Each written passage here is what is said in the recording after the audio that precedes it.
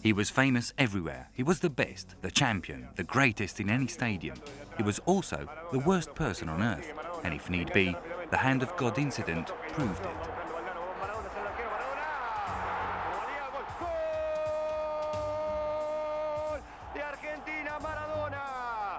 Maradona, Argentina 1, Inglaterra 0, sí, dijo que sí el árbitro. Argentina 1, Inglaterra 0, Maradona.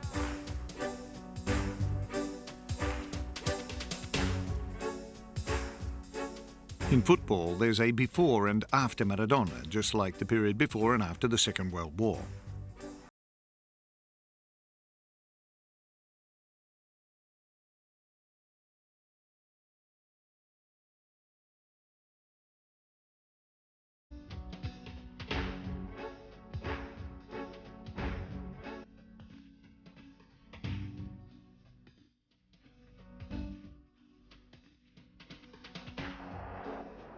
Viene el pelotazo buscando ahora con más velocidad, Huddle para Inglaterra, pero ahí quedó en el camino Huddle. Ataca Argentina ahora. Pero atención. Maradona epitomized the mystique of the working class revolution, aloof and arrogant like the 1980s.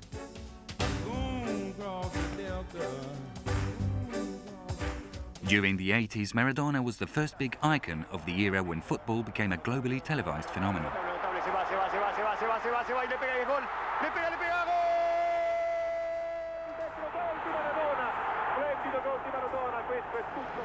The way that Maradona has been able to do.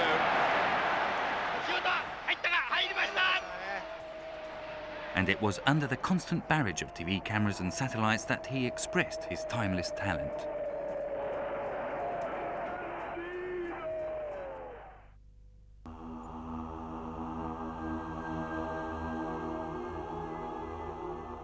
He had that magic, that special something that makes you realize that you're dealing with something out of this world, the likes of which will never be seen again.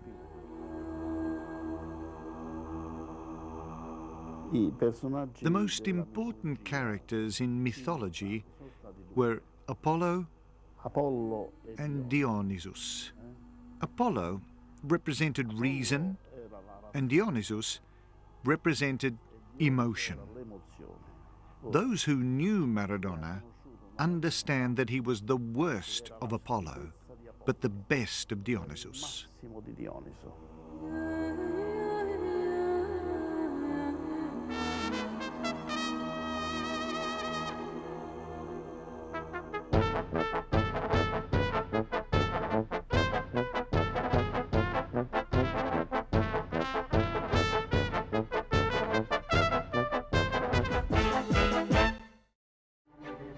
He's still a child and already he's a god. Maradona is 20 years old. He plays for Argentinos Juniors. Hugo Gatti, Boca Juniors goalkeeper, they call him El Loco, crazy guy. He teases Maradona, "You're like a little fat barrel, you'll never score against me." Diego replies on the pitch, starting with a penalty and then with a lethal free kick from a wide position.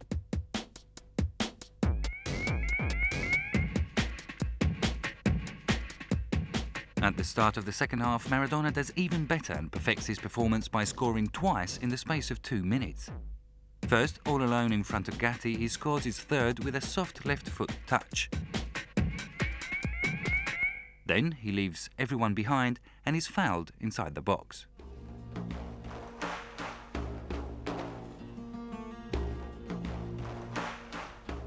He's only awarded a free kick, but it's enough for the little fat barrel to humiliate Gatti with his 4th goal on the night. Argentinos win 5-3. Yes, Diego is already a god, and he's still just a child. Diego Armando was born on the 30th of October 1960. The Maradona family includes 10 people, father, mother, and 8 siblings. He lives in a 3-room house in Villa Fiorito, a suburb of Buenos Aires. There weren't many kids in Villa Fiorito who had their own football. Sometimes we miraculously made one out of some wool or anything else that could somehow be shaped into a ball. We played our little match, and the kid who brought the ball was the star, because none of us had one.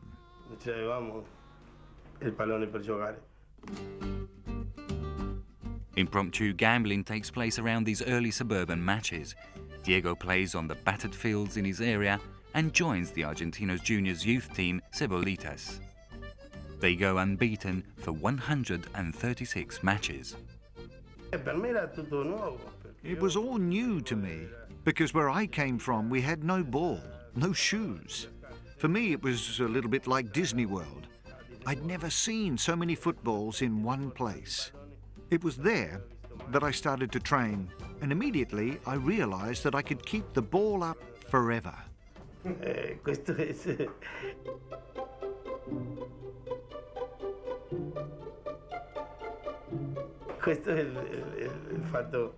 Now that's the thing I can tell you, that I can remember. I was training and always thinking that I had to do more. Now this helped me when I eventually started playing for real. He's already popular as a kid. He's shown on TV juggling the ball. He delights the crowd with his tricks during the first team's match's half-time break. The daily newspaper Clarín writes about him, mistakenly calling him Caradona. He makes his first division debut with Argentinos Juniors. He isn't 16 yet. 4 months later, he's already part of the national team. The national manager, Cesar Luis Menotti, leaves him out of the team for the 1978 World Cup. It's a trauma for Diego, the first big rejection of his life. I'm convinced I could have played in 1978.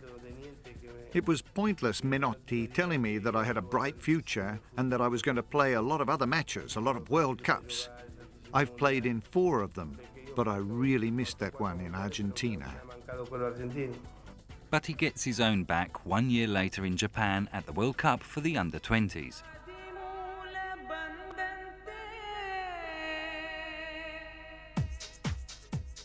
Under the guidance of the same Flaco Menotti, Maradona inspires the Argentine national team to victory. Argentina's number 10 shows the world his outstanding repertoire of skills. Great speed, majestic ball control on the move, sudden changes of pace and direction, breathtaking dribbling even when under pressure, a great skill in moving into the right position and earning free kicks. In the final against the Soviet Union, Argentina win 3-1, and Diego's major achievement.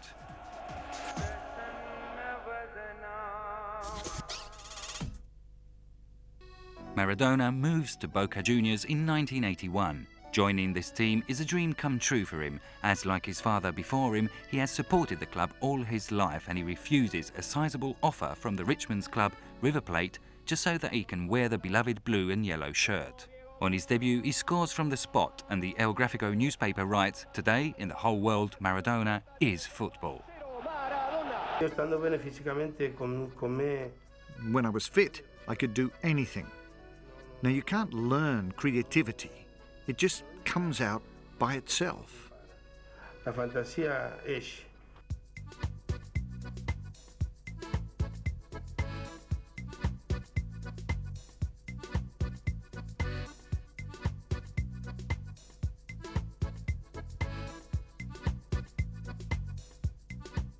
Maradona's magic bewitches the Bombonera Stadium.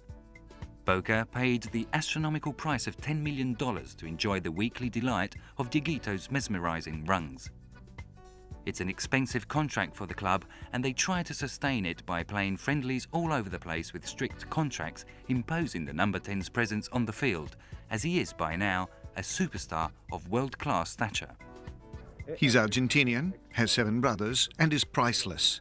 The Boca Juniors, the most famous club in Buenos Aires, risks bankruptcy as a result of having acquired him a few months ago. In fact, every evening, the club earns $100,000 or more per evening to show off its masterpiece.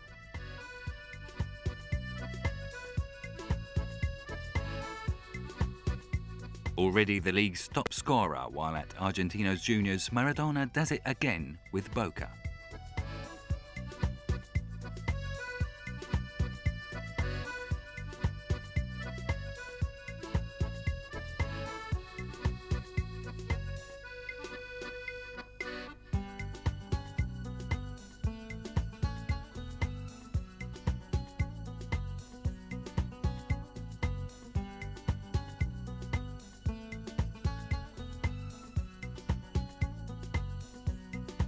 The Metropolitan League 1981 thrives on the rivalry between Boca and River, who've reacted by buying Mario Kempes, star of the national team. One night, on a muddy pitch, the two historical rivals play an unforgettable derby at the Bombonera. It's the 10th of April 1981, the 10th minute of the second half. Boca turn around a River Plate attack. Maradona descends on the ball like lightning. He steals the ball and starts running really fast upfield. He's fouled, gets right back up like a spring and continues unstoppable. Goes past another man and asks for a quick 1-2. The goalkeeper, Fiol, temporarily breaks down Boca's attack, but the ball stays in the box. It's 1-0.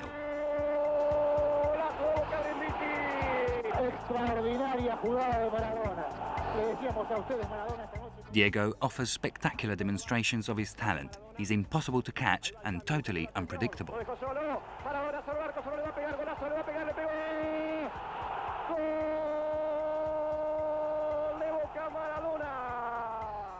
30 minutes have gone by when he scores the last goal, leaving goalkeeper Fiol on his knees and defender Tarantini hopelessly scrambling on the floor, these being two of Argentine's football's most revered players. The Bombonera is delirious about this 3-0 victory.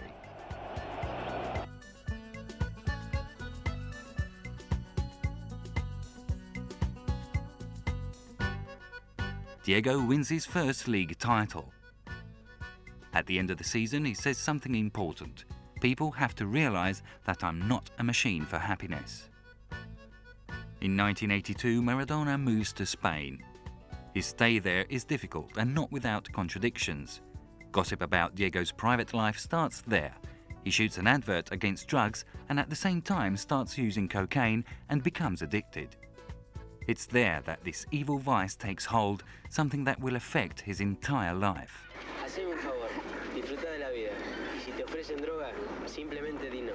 The first season has many ups and downs, among these his fraught relationship with German manager Udo Lattek and discovering he has hepatitis.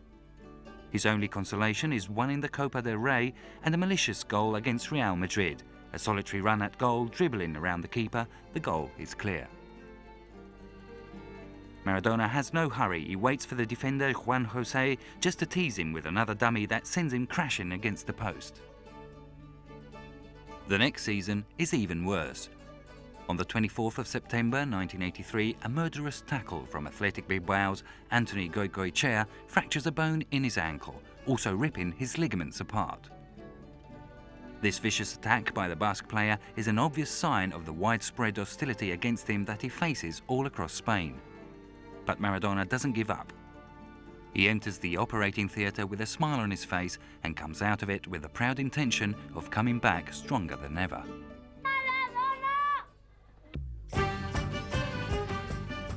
Doctors in Barcelona foresee at least 6 months out of action. Diego does it his way. He hires the Argentine doctor Ruben Dario Oliva and goes back home to Buenos Aires to recuperate. His comeback is almost miraculous. After just over 100 days, on the 8th of January 1984, he's back on the pitch during Barcelona-Seville, and his left foot has lost none of its magical qualities. He's already decisive, scoring 2 goals. But it's Real Madrid who win the Liga. His Catalan experience ends on a sour note with a defeat in the Copa del Rey final against Athletic Bilbao, and a furious outbreak of violence in front of King Juan Carlos.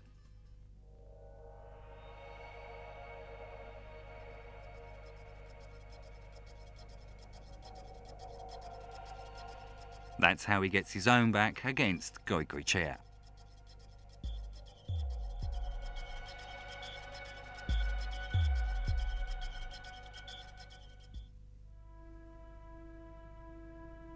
In the summer of 1984, Maradona moves to Italy. Corrado Fellaino, Napoli's chairman, invests 14 billion of the old lira and manages to beat Juventus competition and buy the Pibe de Oro.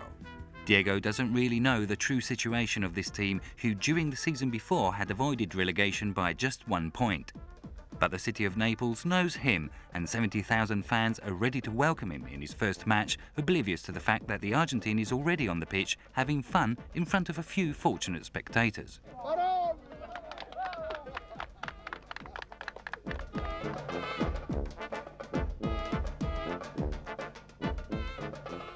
His first shot at goal at the São Paulo Stadium already seems like a winning wager, a skillful display among a group of kids. But the deal is much bigger than that, and this is just the beginning. Maradona is a Neapolitan. The fact that he was born in Argentina doesn't mean a thing. Those who knew Maradona know he was born in Naples. The first few months aren't easy. At half-season, Diego has scored 6 goals in 15 matches, but Napoli, under the guidance of Rino Marchesi, are facing relegation. Maradona finally wins everybody over on the 24th of February 1985 when he scores 3 goals against the unfortunate Orsi in Napoli-Lazio.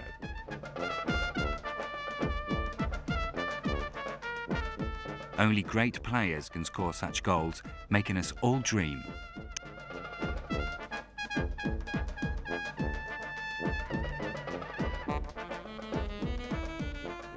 Only the league winners Verona put together more points in the second part of the season. Maradona is third top scorer with 14 goals behind Platini and Altobelli. During the 85-86 season, Napoli keeps up the good form displayed in the latter part of the season before and ends up in third position. The Pibe is extraordinary against Verona, inventing a goal that had never been seen before at the São Paulo and never will be seen again.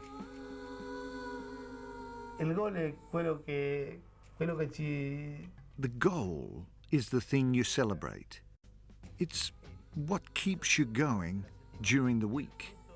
The end result of all the training. The fruit of all your labours. But you can't say that it's the only important thing. Going out on the pitch. Just going on the pitch itself makes you feel different. Going out on the pitch is the best thing of all.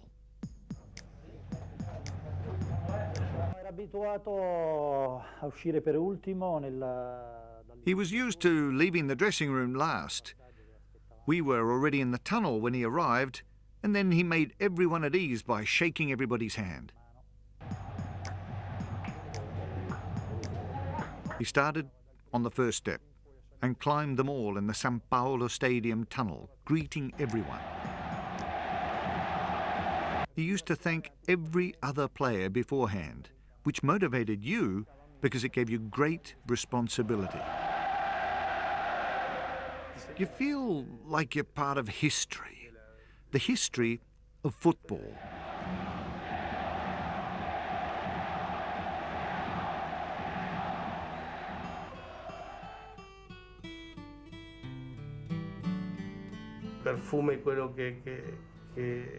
Those scents that I left a long time ago, but that I haven't forgotten.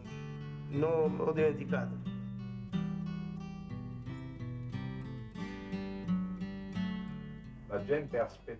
The fans waited for his precise rituals, the way he put his left foot first on the pitch, his sign of the cross, and that incredible superstitious kiss he gave to the team physio Carmando before each and every match. And then a few yards before entering the pitch, a nice shout to spur everybody on. On the 3rd of November 1985, Platini's Juventus arrive at the São Paulo. For Napoli, it's like an exam to see if they can really aspire to become a great team. 8 matches, 8 wins. The domination by Juventus is at risk of ruining the league. Hence the latest and heartfelt call. Everybody with Maradona. Perhaps it'll be the last call, but this time it's directed towards an ace who knows all about magic. Will it be enough? The league can only hope so.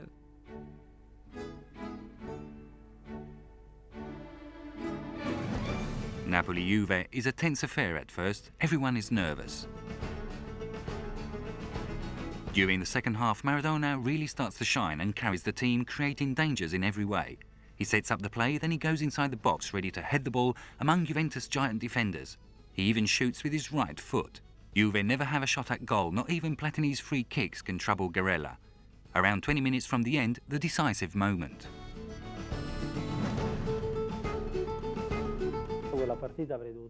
I was supposed to play in that match from the start, but I'd hurt myself during the week.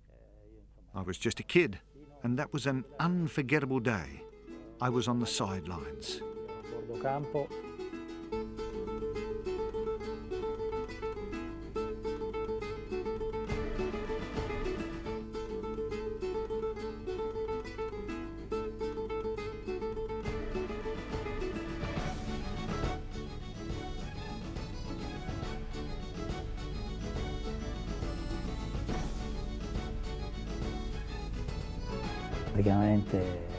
The best thing I ever saw Diego do was the year before I joined the team. Indirect free kick, heavy pitch, heavy ball. The wall was too near, and there was no space to put the ball through. I was positioned in the middle. I pitched his pass, and he didn't want to pass it to me because he was saying, "How can you strike from here?"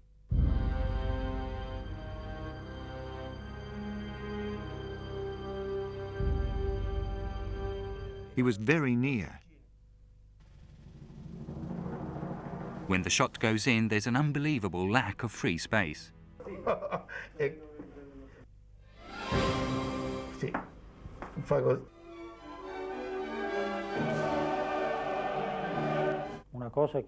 Something I've never seen in my long career, in many years of football. I've never seen anything like that goal. La nona di campionato non ha portato The ninth match of the championship has not brought luck to Juventus. Beethoven's ninth and the Neapolitans, yes, allow us this musical triumph, but not for Juve, who are used to winning, but for Napoli, who are not. So we dedicate this ode to joy to the Neapolitans. eccezionale pubblico.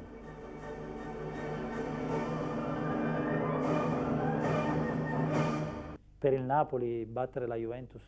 For Napoli, beating Juventus meant saving the whole season. Between knocks given and taken, Maradona was, by his own admission, the major disappointment of the 1982 World Cup.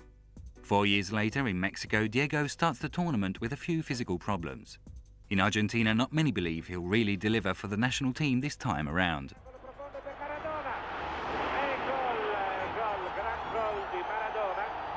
Con un tocco morbido, Patecco Galli, che probabilmente non si attendeva un colpo così d'anticipo del prestigioso giocatore argentino. The goal he scored against Galli is very similar to one he scored against him during the previous season's Napoli-Fiorentina. Having scored just that once, Maradona arrives at the quarter-final against England, a match that is charged with political undertones and tensions. Only 4 years earlier, the two countries had gone to war over the Falkland Malvinas Islands. When it's time to enter the pitch, many feel that the future of the Argentine team rests upon only one man. Maradona is a player of exceptional talent, confirmed the England manager Bobby Robson. But the match isn't between England and Maradona, it's between England and Argentina, and it would be an awful mistake to let ourselves be obsessed with a single player, no matter how dangerous he can be. It's the 6th minute of the second half. The score is still 0-0. Perché l'Argentina ha un Maradona in più rispetto all'Inghilterra. Ecco ancora Maradona, in splendida condizione di forma, va via ancora Maradona, cerca il dribbling breve, serve ancora Valdano che si fa anticipare Maradona ed è gol di Diego Armando Maradona che ha anticipato l'uscita di Shilton.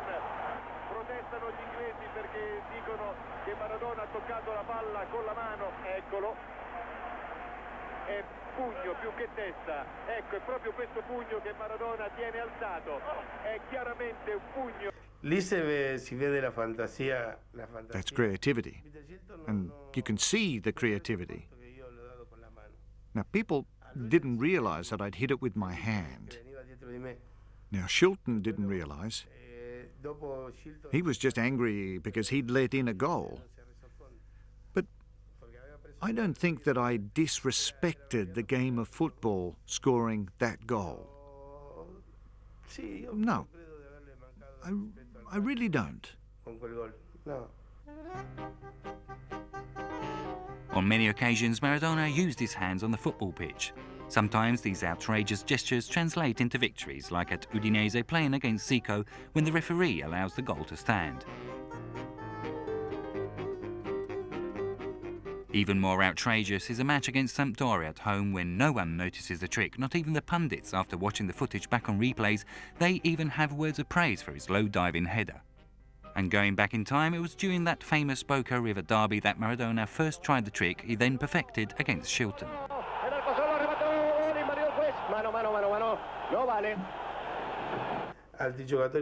Well, perhaps other players wouldn't have tried reaching beyond their heads, whereas when I couldn't reach with my head, I tried with my hand.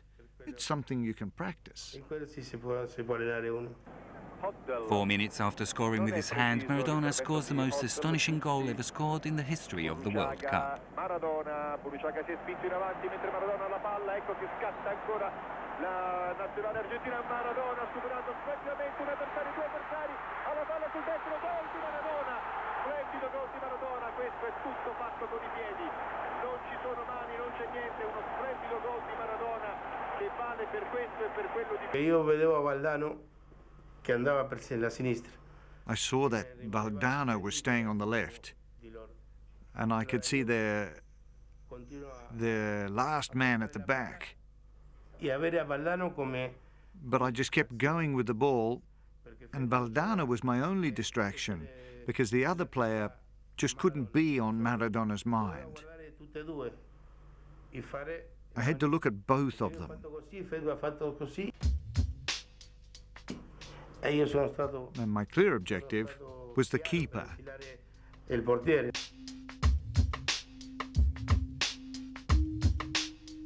A me mi è uscito A goal like that, quello che aveva a goal I'd dreamed about all my life, came out by chance, right then, during the World Cup.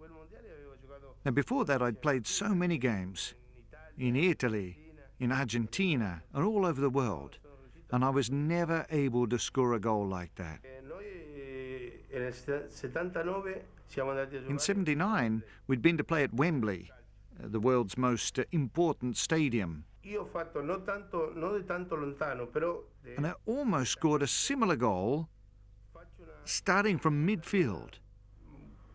quasi uguale. And when the keeper came out, it was Clements and not Shilton back then, came out in the same way Shilton did at the World Cup. Shilton nel mondiale I hit the ball with the outside of my left foot fuori del piede sinistro towards the far post. al secondo palo. Maradona again. And he's taking the ball on! And it's gone wide! But what a goal! Quando ritorno, When I got back home, my younger brother asked me, "Why didn't you dribble round the keeper?" guarda che ho fatto il mio meglio. And I said, "Look, I did my best." "No, you had the time," he said, "and the space to go round the keeper too." Questo mi è rimasto a me come un... Now that advice from my little brother stayed in my mind. Che dopo nel However, mondiale, in the World Cup, I remembered about it only after scoring, when I was celebrating the goal. riuscito a urlare il gol. Se I guess it must have been at the back of my mind all along, though.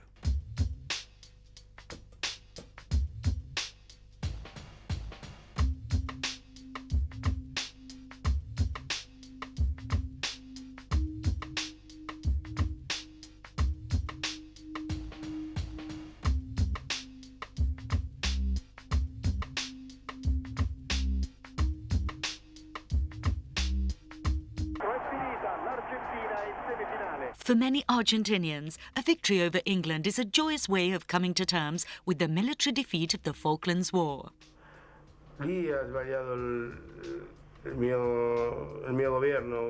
In that case, my government, the government of Argentina, had been wrong. But the way the British slaughtered our men in the Malvinas, every one of us, well, we had a special motivation inside. I was the one who defeated them, and I was very happy about that, I swear. I really loved it. Mi è piaciuto molto. Diego also dominates the semi-final against Belgium. Sigue Buruchaga, se viene por adentro, toca hacia adentro, vamos Diego. Tiró,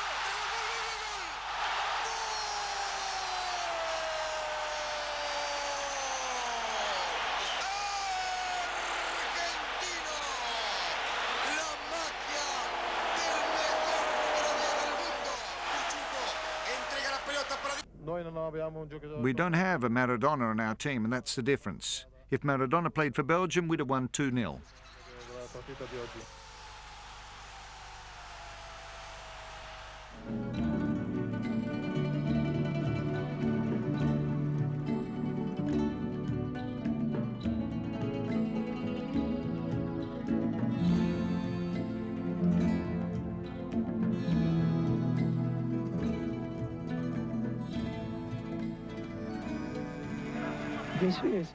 I have two dreams.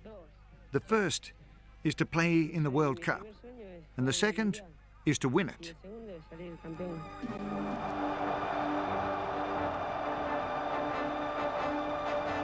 Lothar Matthäus's man-to-man marking in the final at the Azteca Stadium prevents So Diego Maradona in 1986 is the first and only player in the history of football to win a World Cup all on his own. Pelé won 3 times, but he did have the support of a great Brazilian side.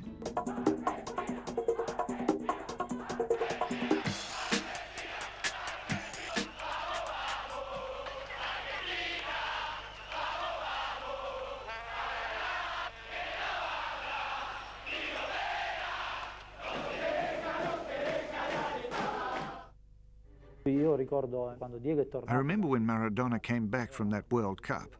We were already away for pre-season training.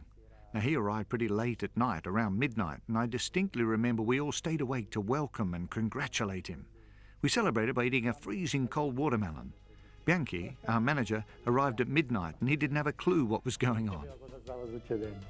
Maradona's new season as World Cup winner starts at Brescia with a goal straight out of those days in Mexico, as it's an almost exact copy of one he'd scored against Belgium. Napoli starts off reasonably well, but only with the purchase of Francesco Romano in October, the whole team starts to really fly. Ottavio Bianchi positions him in front of the defence with Bagni and De Napoli to balance the rhomboid-shaped formation with the free-roaming genius of Maradona at the other end. I believe the important thing there was tactical balance, strengthening and compacting the defence, making it one with the midfield, reaching a balance between these two sectors and the creativity up front.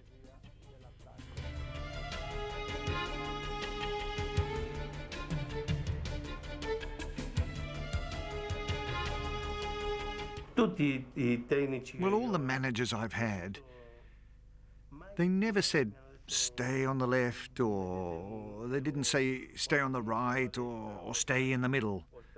They always let me play more or less as I preferred, as I wanted.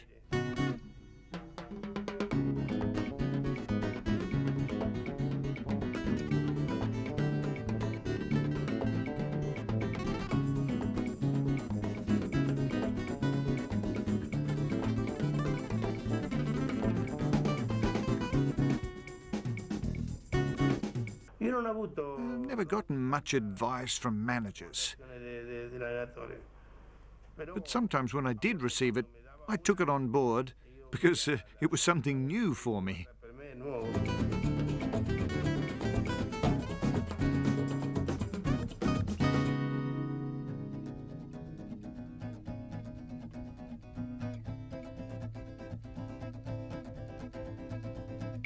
Napoli are in first place after the first part of the season, and with 4 games to go, they only have 2 points more than Inter Milan. A string of poor results make the outcome of the season less certain than before. The match against AC Milan is the one that can tell if the team has resolved its doubts and also the psychological problems of its leader. Italy has concentrated on him lately with that slightly morbid curiosity that comes when heroes waver and go through a rough patch. The latest Maradona, a nervous and irritable man, tired and lacking in confidence, prone to polemic and insults, is the focus point of this Sunday's match. The whole city of Naples is behind him. The crowd of 90,000 with a record gate of 1,863,000,000 lira is with him all the way. And he repays his crowd with a series of feints and moves from his bag of tricks. The first half is of the Naples supporters. At the 43rd minute, a magic moment arrives. Ecco il pallone per Giordano. Before I got the ball, I already knew what I had to do. Where the other teams' weaknesses were and how to exploit them. dell'altra squadra. E in questo sono I was quite good at this. stato bravo. Giordano, palla per Maradona, Maradona in palleggio e gol! Il giocatore A player, when he stops the ball, has to know that by stopping it, he has to keep the flow of the play going. al gioco è la cosa più It's the most bella precious quality a player can have. il giocatore. There are many players who need to stop the ball, then look at the ball.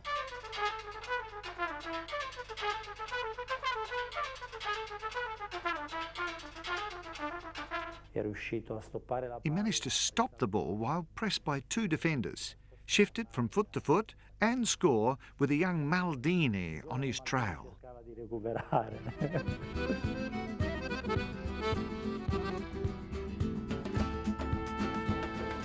In Italia io ho imparato un gol vincente. In Italy, I learned the art of the winning goal, the three-point goal, that goal that gives you relief, the relief of being safe.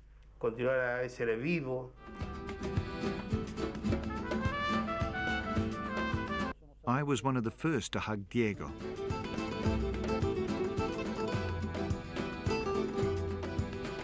Quello era un Napoli che stava diventando grande. That was a Napoli team that was becoming great, and beating AC Milan meant a lot to us.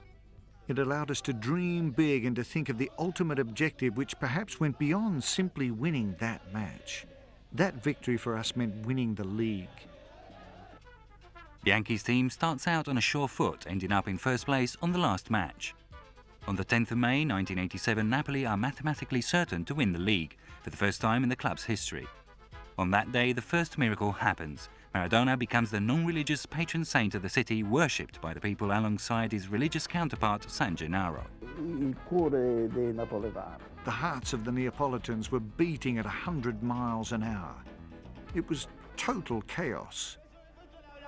I think this is the greatest celebration I've ever lived in my life. In my country, there's no such devotion from the football fans. It was essentially a love story. Essenzialmente d'amore. What does Naples mean to you at this point? Son venuto da lontano, qui è casa mia, già te conoscevo Napoli, seconda mamma mia, grazie di chiamarmi figlio, adesso che ti sto vicino, grazie per tutto il bene che mi vuoi.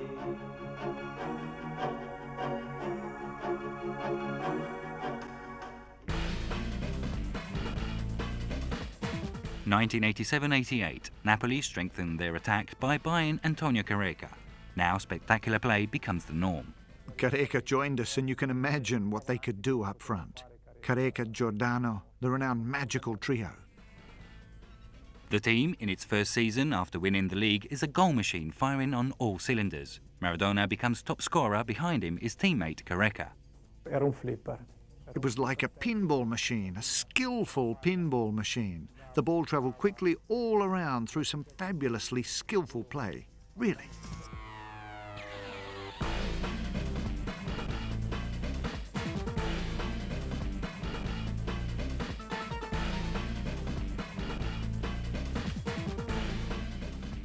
The league looks like a Napoli monologue. Napoli are alone at the top after 3 games and always keep a reassuring distance from the other teams. The second title in a row seems inevitable. The second title is certain by now. Can we say that? Oh, we can't say that. But we did play a tremendous match today. Near the end of the season, Napoli are out of breath. Maradona's goal isn't enough to win away at the Bentegodi Stadium in Verona. So we come to the match against rivals AC Milan with 4 weeks to go and just 1 point's advantage. Sacchi's team is in great shape. Despite Maradona momentarily equalising with a free kick, Gullit, Virdis and Van Basten have wide open spaces available to finish them off. This match will be talked about for a long time due to the Camorra's alleged influence in forcing Napoli to lose because of goings-on in the illegal gambling business.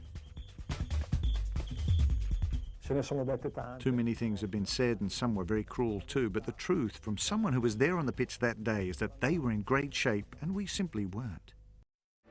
Napoli get their revenge against AC Milan during the 88-89 season, and they do so by winning 4-1, a result humiliating not so much because of the high score itself, but because of the way Maradona scored his one goal. An absurd feat, a cartoonish joke with the short player inventing a lob to go past the keeper Galli with his head from outside the box, a goal that no one could ever even conceive. Eravamo noi in curva A. We were in the A curve of the stadium sector when we played AC Milan at home. Maradona was able to anticipate the keeper and get the ball over him, but ever so slowly. And we were there behind the goal, almost calling the ball towards us. Come on, come on. It was a real collective orgasm. I was watching from ground level, and there were these incredible 7 or 8 seconds with the ball going slowly towards the goal, almost willed on by the crowd in the San Paolo. Even if it had stopped, they would have been able to make it go in. When Crippa put me through, I thought I'd be able to stop the ball and dribble it around Galli. The ball bounces and stays up over me. Now this surprises me, and I stay put on the spot just as Galli's running out to get it with his hands. So then I did this almost sly little move because I was either going to hit it with my hand or with my head.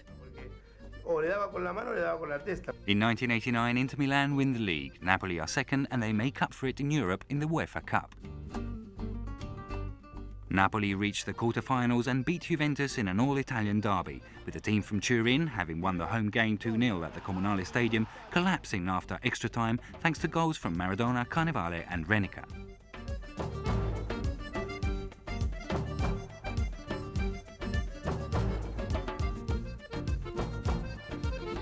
In the next round, Diego inspires his forward teammates to a 2-0 win against the German team Bayern, and then travels to German soil and offers a spectacular show even before the match begins.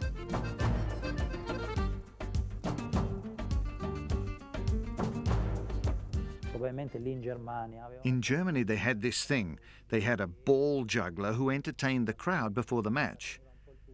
So Diego saw him juggling the ball and basically told him, "Now I'll show you what I can do."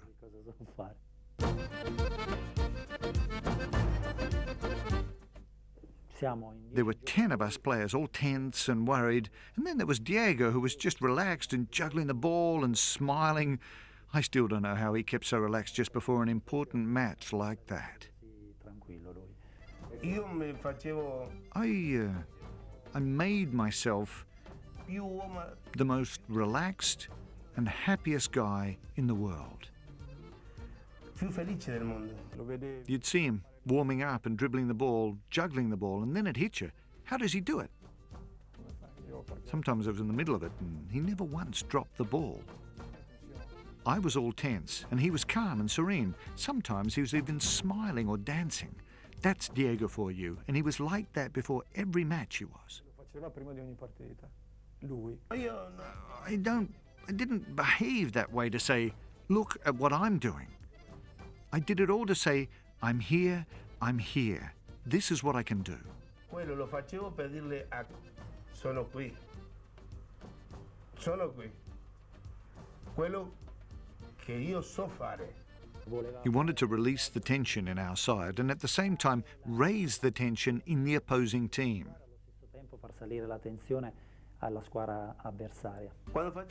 When I warmed up, I did it with the ball.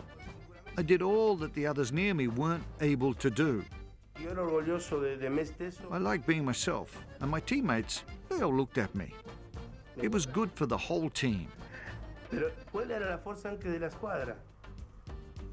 He made you believe that you were even stronger. He made you feel more important when you saw him warm up.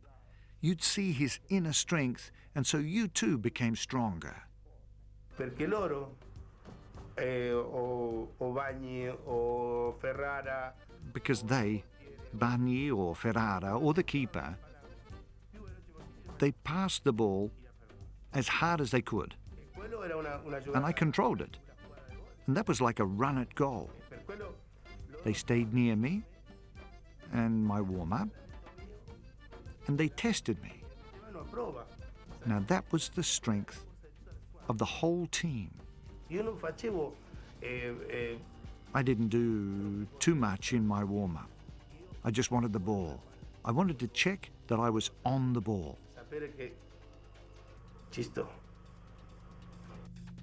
Possessing charisma and mental power only found in the great Muhammad Ali before him, Maradona begins to fight and win even before he goes out onto the pitch.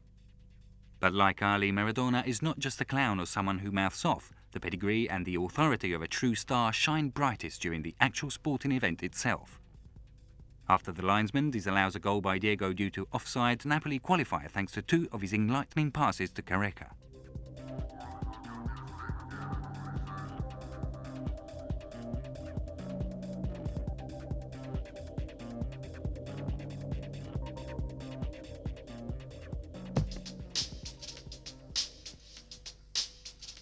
In the final, there is another German team to beat. This time is Stuttgart, a very sticky opponent. Napoli go 1-0 down. As always, Maradona saves them. He once again uses his hand. The referee only sees his opponent. Napoli fans so far, as it coincides with controversial statements made by Maradona that seem to indicate him wanting to leave the club. In short, it's a tense trip.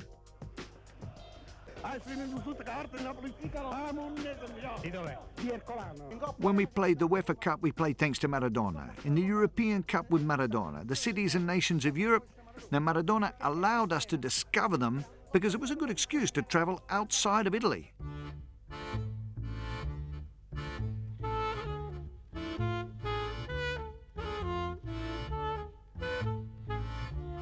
Here he is, Diego, a champion for all seasons and for all continents. Resign yourselves, Neapolitans, to his tyranny that sometimes seems obsessive and unbearable, but that has changed the history of your city through one of the most popular and universal of phenomena. What does this tyrant do? He welcomes the magic's invitation and executes it.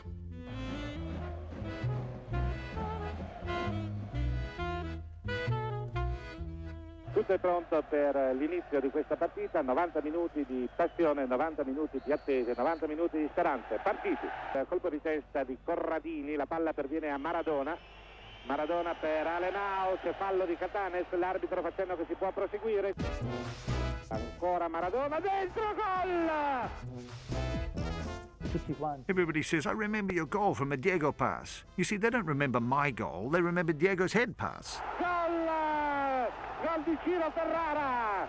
Ferrara con gran botta mette dentro. It's one of his instinctive moves that put me in an ideal position to score that time. But then I did well to score too. Vedete Ferrara che non crede ai suoi occhi e ora con una smorfia di gioia e di commozione va a rifugiarsi nell'abbraccio dei compagni. Ma è bravo anche Carnevale, resiste due volte alla carica di Klinsmann. Ottimo Carnevale, ottimo anche questo lancio. E poi Maradona con una finezza. Maradona viene raggiunto da Hartmann.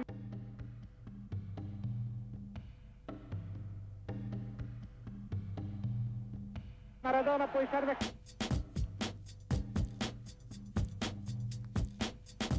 Una vittoria che viene ora sanzionata dal fischio finale dell'arbitro. Argentine would like to move to Marseille to enjoy a quieter life. The first rumours about cocaine use emerge. It seems some strained months are ahead.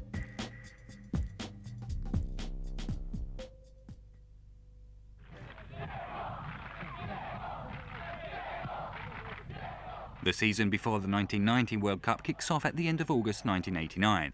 Maradona stays holed up in Argentina and arrives in Naples only 1 month later, in poor physical form, overweight and with a renewed tendency to speak his mind against everything and everybody. In 15 days they turned me into a drug addict, mafioso, a gangster. It's very easy to speak negatively about Maradona when he's 15,000 kilometers away. When Maradona came back, none of those who'd said those things turned up. Now somebody here, tell me what I've done to deserve all that's been written in the newspapers. Now, I want to get to the end of this, And then I want to have the last laugh, because until now, everybody else has been laughing but me. His first match is the season's fifth against Fiorentina. Diego wears the number 16 shirt, sits on the bench and comes on only in the second half, with his team losing 2-0. The fans are all for him. He misses a penalty but then helps his team to an extraordinary comeback which results in Napoli winning 3-2.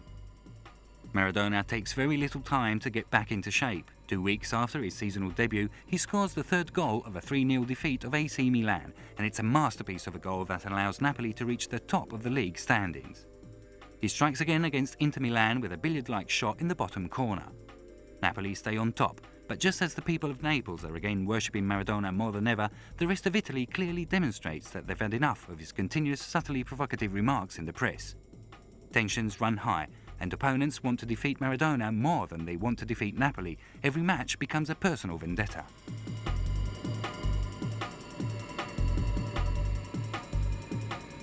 A classic example of this is before Napoli-Juventus, when Tacconi, Juventus' keeper, almost becomes an Italian version of Hugo Gatti, challenging him with these words. He doesn't believe he's God, he believes he's Jesus. Nowadays, he talks about everything as if he alone holds the truth. Tacconi is duly punished with 2 goals in 15 minutes. The second goal by the Pibe d'Oro is from a free kick and adds up to a 3-1 victory. We come to the penultimate match of the season. Napoli and AC Milan are level on points at the top of the league. Careca scores, Maradona inspires his team to an easy victory away at Bologna.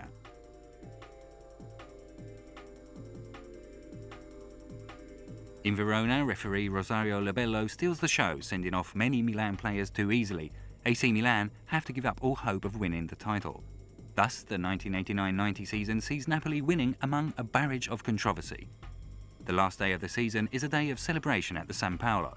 Lazio are the opponents. Maradona crosses in the ball for the only goal. If possible, the celebrations in Naples are even wilder than 3 years before. The fans really want to show their attachment to the man that has become their icon.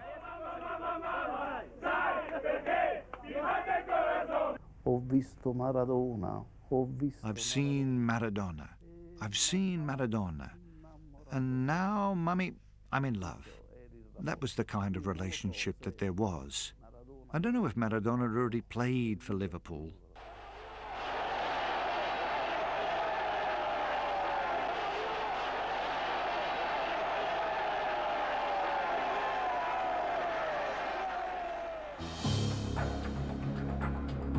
Italy versus Argentina in Naples, semi-final of the World Cup. It's hard to imagine a match with as much emotional significance, especially after Maradona asks the local fans to support him instead of Italy. We basically already had the ticket ready before playing against Italy. It's true. All the newspapers reported it. Let's be frank about it. Respect for Maradona notwithstanding, Argentina are considered one of the worst teams in this World Cup. That's what the fans say, and also neutral pundits say it. But paradoxes are common in football. They are always to be feared, as they often generate monstrosities. No one is going to kick me out before I play.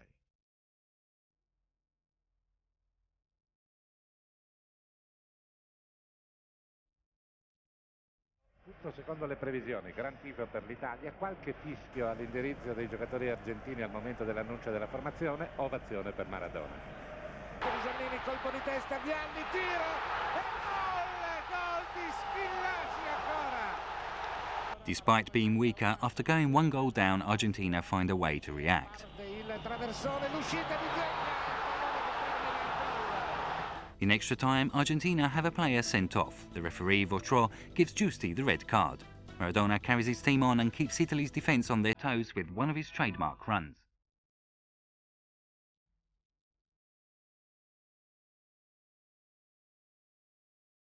Diego holds on, earns some valuable free kicks and tries his best to make time go by as quickly as possible to get to the penalty kicks.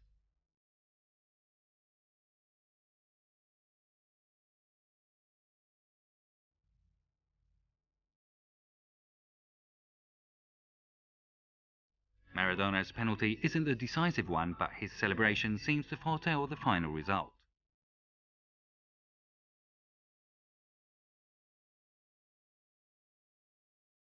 Abbiamo tenuto la tranquillità. We managed to reach a state of tranquility, and we equalised thanks to Caniggia and then won on penalties, and maybe we were a bit lucky to go through. But yes, I think we willed that victory, playing with our hearts.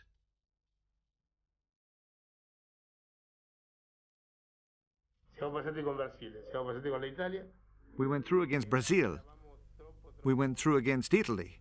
FIFA and Italy don't like us. Nobody liked us. Nobody wanted us to leave Italy with the cup in our hands. De la Italia con la Copa del Mundo. In the final, the fans, angry because of Italy's defeat, are more hostile than ever towards Maradona, just like they were in Milan for the match against Cameroon and in Turin for the match against Brazil. The whole stadium supports Germany, and Argentina's national anthem is covered with boos and whistles, to which Maradona reacts strongly. Con la Germania. We didn't play well against Germany. We would have never scored even if we played for 3 days.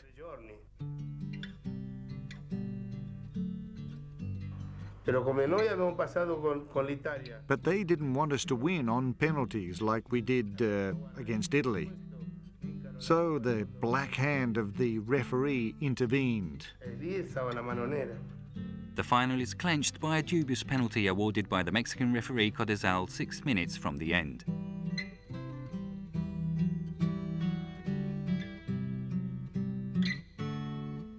Maradona cries like a child.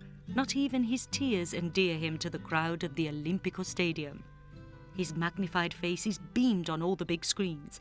The king cries, but there's no mercy for him, only booing. And we ask ourselves, is this the Olímpico or the Colosseum? Maradona's stay with Napoli comes to a close before the end of the 1990-91 season. Diego is found positive at a drug test after the match against Bari. The verdict is clear, it's cocaine. 15 months suspension. Quello sicuramente fu... Yeah, for sure, that was a bad thing for Napoli. Bad, first of all, for him, and certainly for the whole club as well. We all felt a bit like orphans, mainly because he left so suddenly to go back to Argentina, and unfortunately, to this day, he's never been back to Naples. Tornato a Napoli.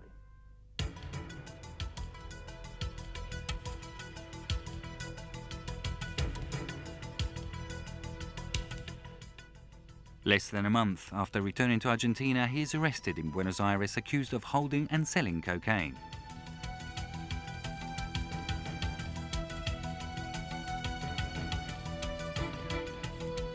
After his suspension, he plays unremarkably for Seville in Spain and Newell's Old Boys in his home country. But the legend is resurrected in time for the 1994 World Cup in the USA.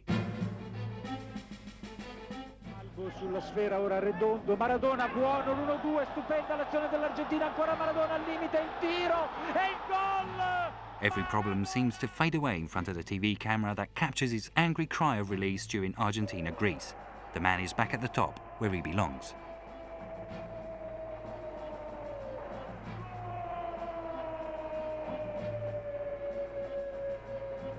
That mixture of heaven and hell, arrogance and humbleness, vice and sacrifice was beautiful, fascinating, irresistible. And then suddenly Diego was back, at the age of Christ, with his genius still intact, his tyrannical power, his terrible anathemas, and his left foot on fire, like the sword of an angel. We were all enchanted.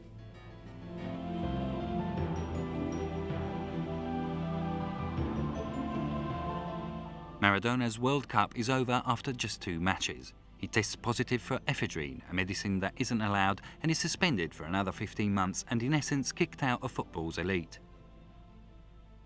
But Diego makes another comeback and manages to end his career playing for his beloved Boca Juniors. On the 25th of October 1997, he plays his last official match at the Monumental Stadium against River Plate. In January 2001, he is hospitalized in Uruguay following a cardiac arrest, and immediately afterwards he starts a long detox program in Cuba.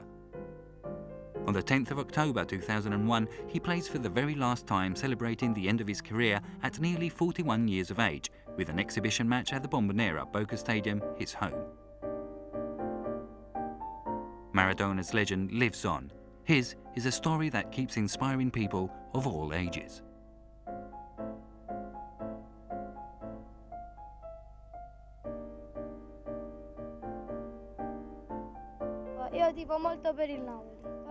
I'm a great supporter of Napoli because many years ago Maradona used to play for them.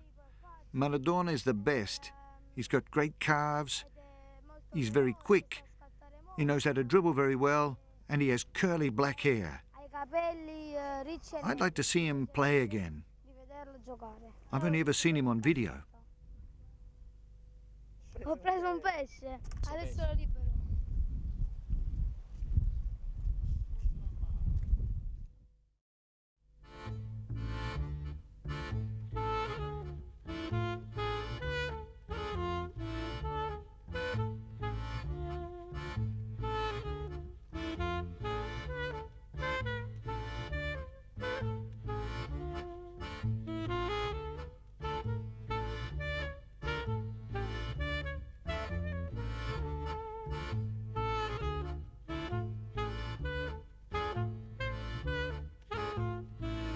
In training, you could see the real Maradona, and it was quite a spectacle. He never lost a practice match.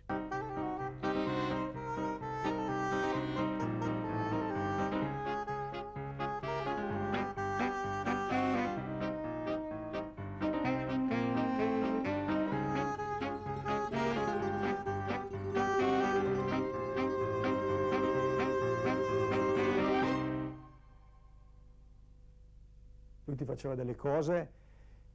He did things with tremendous ease. He made you feel incredibly small because he's got such fantastic skills. La tecnica è favolosa.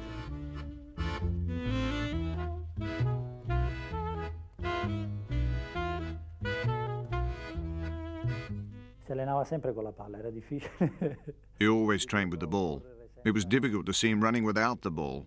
And in any case, even if sometimes he didn't come to training, when he did come, he was really motivated. You could see he really wanted to stay on the pitch, even sometimes when it was flooded or very, very muddy. He used to throw himself about in the mud and have a laugh with his teammates.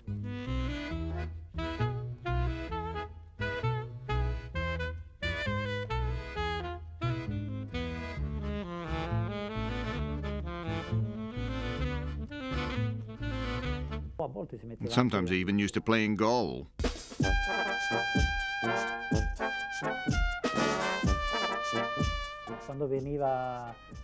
When he came to the ground, you could see he was a really happy man. And obviously, this made us happy too, because every day was like a new discovery.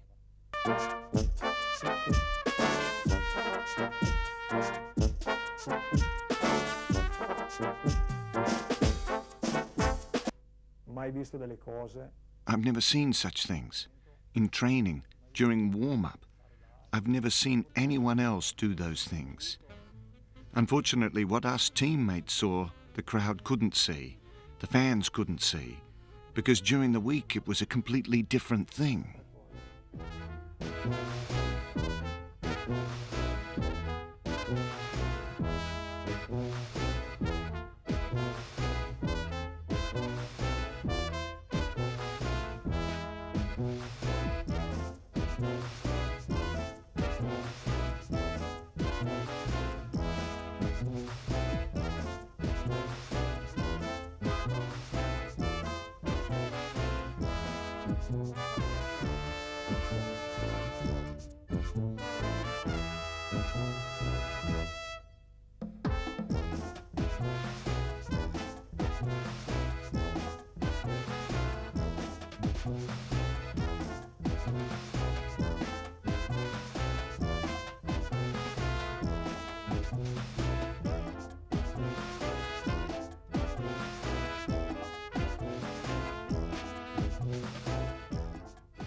I mean, you realize that what you saw during the week was unrepeatable.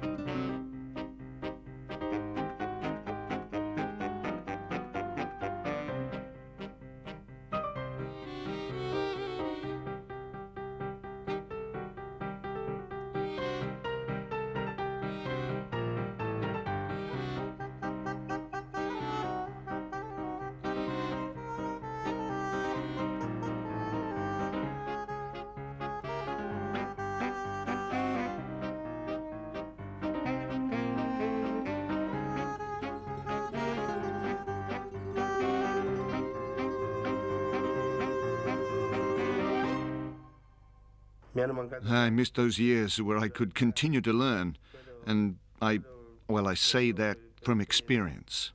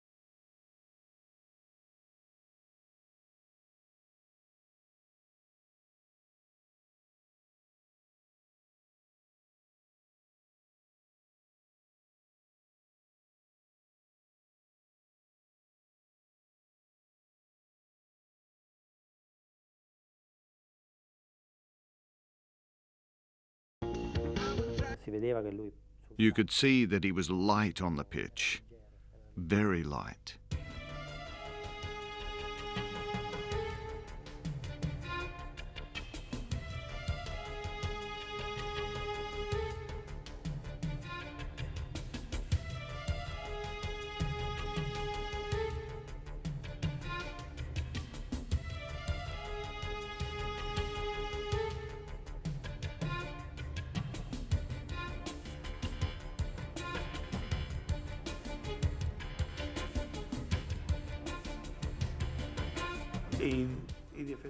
The defenders have treated me harshly all the time, and that was their job. And this is what I carry with me throughout my whole career.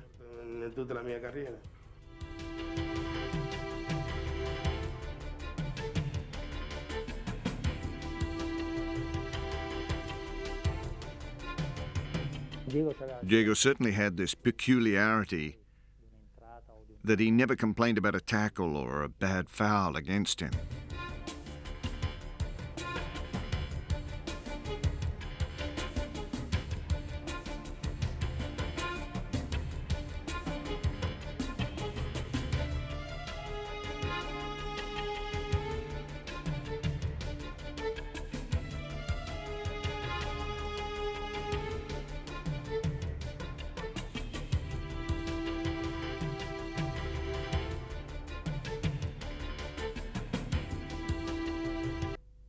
He had this stocky body, but he was explosive, impressive. A ball, he was like a ball.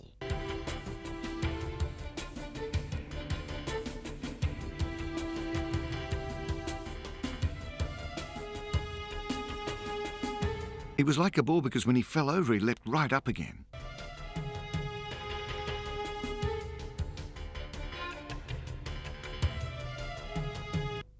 Instead of feet, well, he's got hands.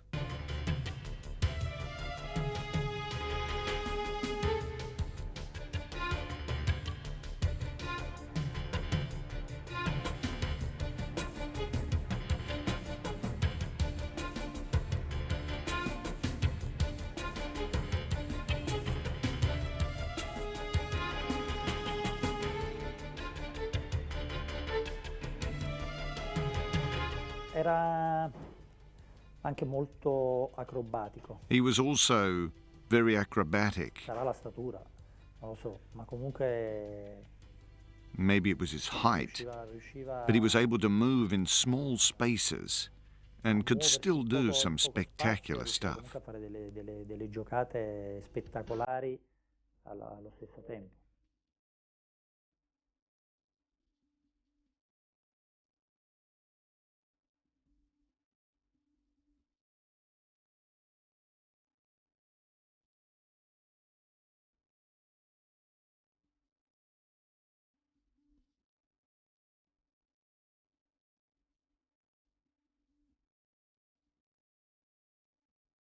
I've seen him play with the outside of his foot, instep, inner part of the foot, his back heel, the Rabona.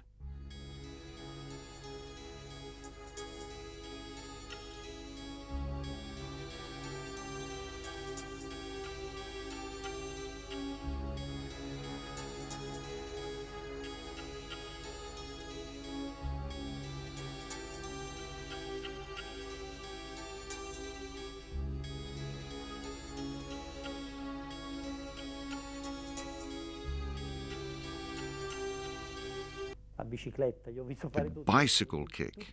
I've seen him do everything, every possible play imaginable. Tunnel between the other guy's legs. I have a sombrero, as we say. It's a hat for us. And we do like this, and we stop it on the other side.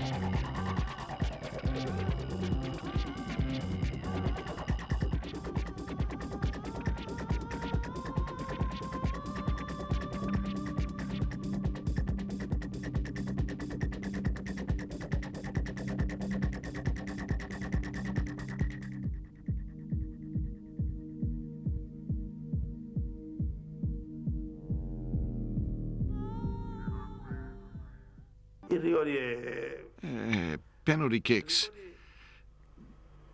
Penalty kicks are good if you score them, because no one in the world can say he's going to score. It's very, very difficult. Now, I've missed a lot of penalties, and they saved a lot of them, but I've also scored plenty.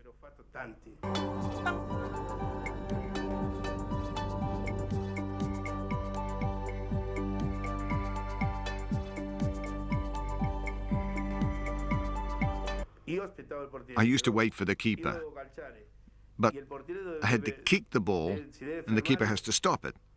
Now, it depends. Some stop with their mind, some stop a little more.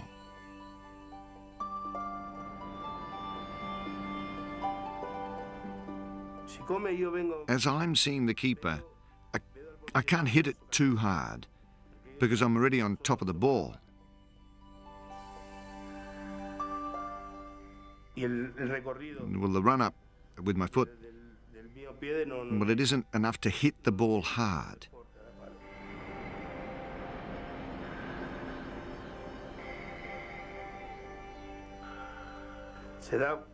Now, if it goes slowly, it's knowing if the keeper's going to jump to the right or keep to his left.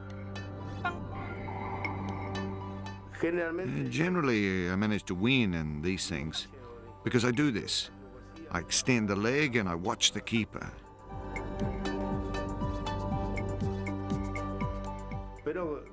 But you risk not getting the ball there, though. Yet I manage pretty well, usually.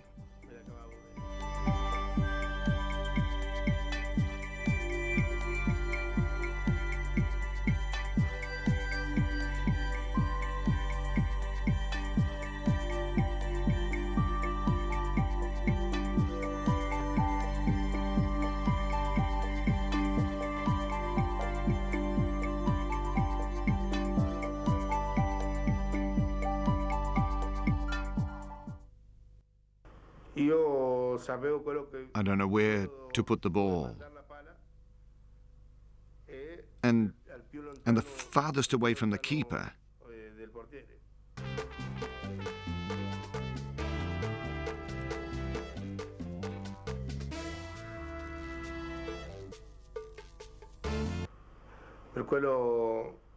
Well, that's why I scored a great many goals above the wall. But when the keeper was sly and went towards the ball before my run-up, went over the wall, well, that is, behind the wall, I usually hit it towards his post. Yo calciavo el palo suo.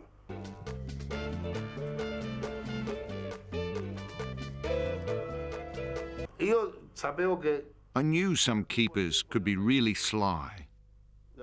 No? So then I scored on the keeper's post.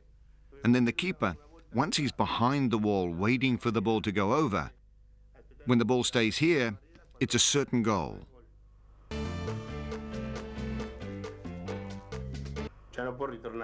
I mean, he can't go back. He's made his choice. He can't go back.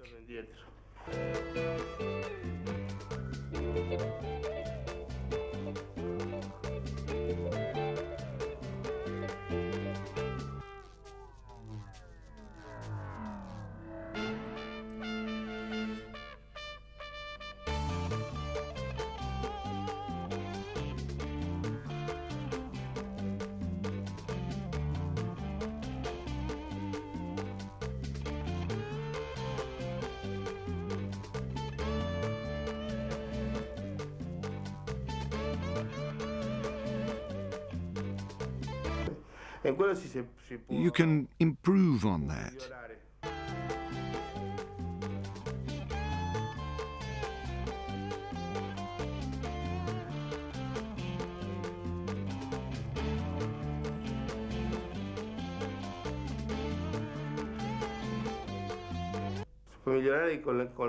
No, you can improve. With weekly training, you can. I spent a long time with keepers trying out free kicks. A fare punizioni.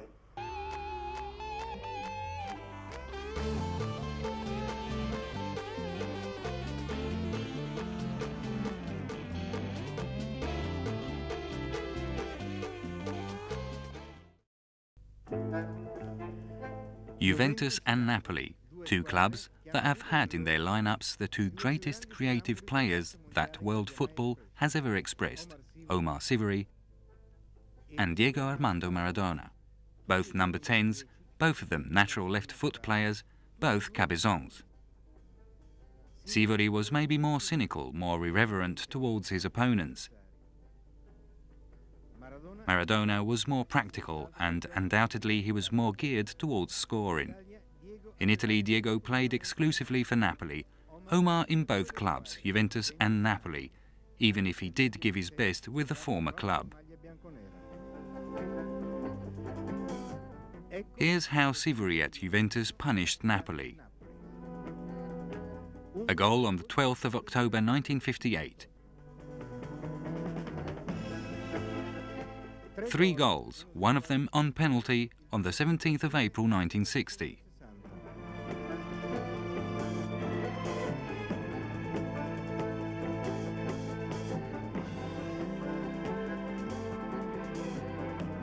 And 3 goals on the 21st of May 1961.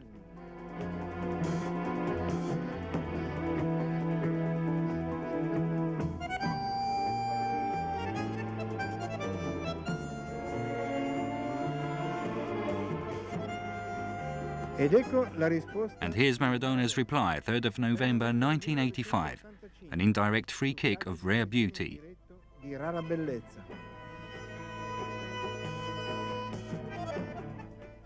A penalty on the 13th of December 1987,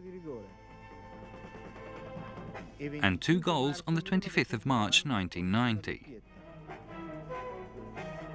Today, Sivori and Maradona won't be on the pitch. Let's hope we don't regret this too much.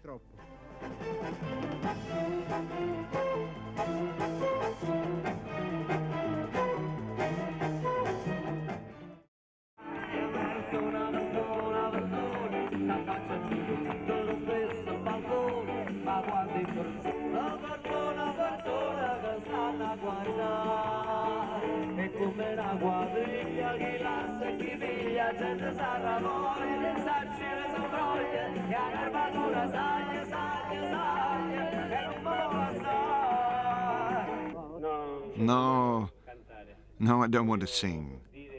What I want to do is to talk about all the happiness that I feel at this moment. I want to thank the team. I want to thank the chairman. I want to thank everybody for having given me, as a foreigner, and to Antonio and Alemão, the fact of getting to win this Scudetto, this shield. I want to thank, as captain, well, I feel proud of everybody, and that's all.